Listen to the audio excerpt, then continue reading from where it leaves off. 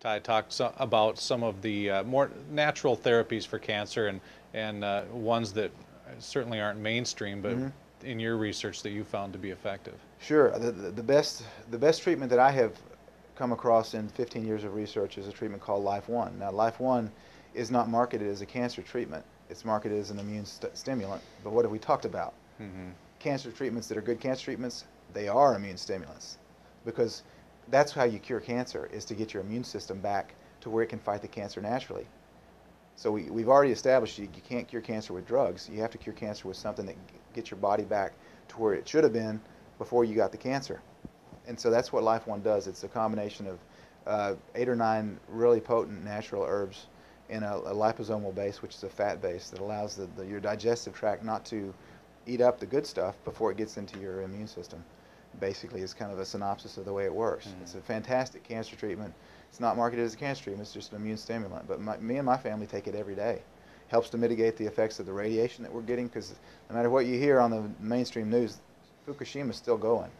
And so we're still getting radiation from Fukushima, Japan, in the United States. It's still blowing across the oceans and over top of us. And so we take that every day because of that, and also just to keep our immune systems healthy. But that treatment is an amazing cancer treatment, but it's marketed as an herbal supplement.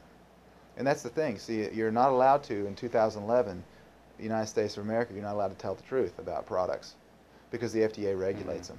And so if you were to come out and say this is a cancer cure, but it's not approved by the FDA, you'll be shut down. You can't tell the truth.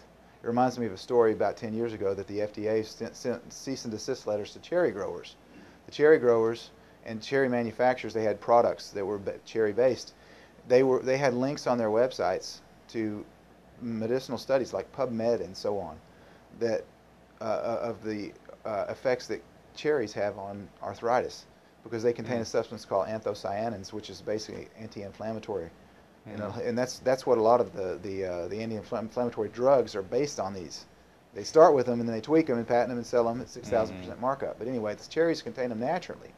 So these cherry growers that had these cherry products that help with arthritis were linking through to medical studies that were done.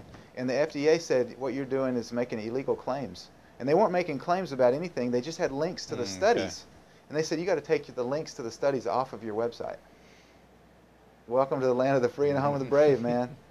Okay, you can't even have links to medicinal studies if you grow cherries. Why? Because cherries aren't approved. And if you have some kind of a claim on your website, God forbid that you say cherries will help you with your arthritis. I mean, you're going to really injure people if they believe that, right? I mean, you're a danger to society if you say that cherries are going to help you with your arthritis, which they will. Because I know many people that take cherries. It's a product called Cherry Flex, cherry extract, and they don't have any issues with arthritis anymore because they take this extract. It works. But if you make that claim, somehow those cherries become, they transmutate into a drug. And so now the FDA governs those drugs. And you haven't gotten approval by the FDA to sell your drugs. So you're going to get shut down. It's not a free country. It just has the appearance of being a free country when it comes to health. So that's one. Life One's a Sure. great treatment. Um, Marijuana is a great treatment for cancer. Hemp, not smoking it, but the hemp oil that contains the THC, which is a cancer fighter, and it's also the thing that gets you high if you smoke it. But National Institutes of Health back 1971 or 72 did a study at University of Virginia Medical Center, and they were trying to prove that cancer, or that marijuana, hemp, causes cancer.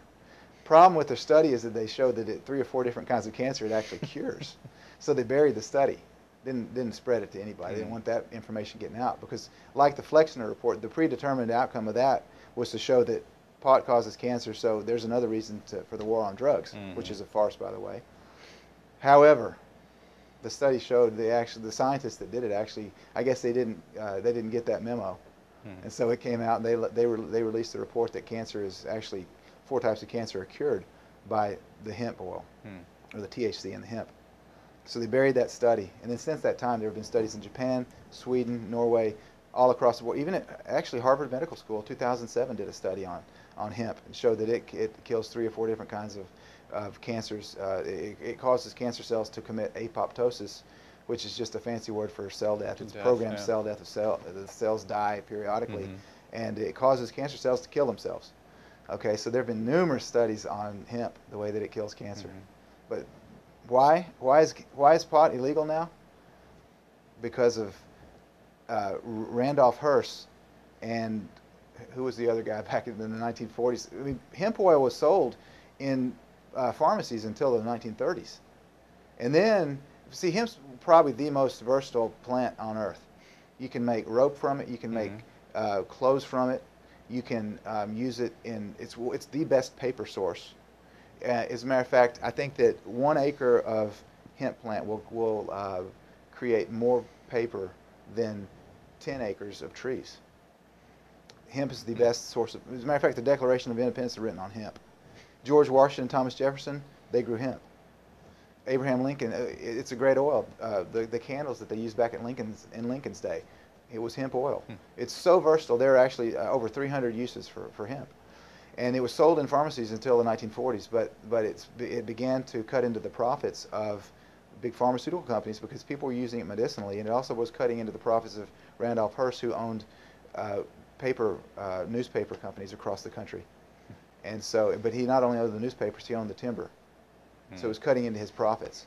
So again, you look back, what's the reason for all this? It's all about the bottom line. It's all about money. So that's why hemp was initially outlawed. And then they came out with that absurd movie, Reefer Madness, where people that smoke pot go out and rape women and kill people. Okay, that doesn't happen. It doesn't happen. I know guys in college that used to smoke pot, okay? All they do is they sit back and eat a bag of Doritos and watch TV. They didn't do anything. They never committed any crimes. And I knew lots of guys, and not one guy do I know that used to smoke pot that ever committed a crime. They just eat.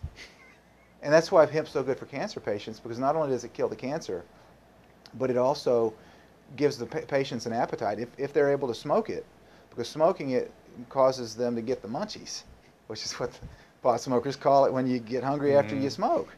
And so cancer patients a lot of times will die from what's called cachexia, which is the wasting syndrome. When their body, they get so skinny, they look like a Holocaust victim, you know, in the concentration camps, because they're not hungry.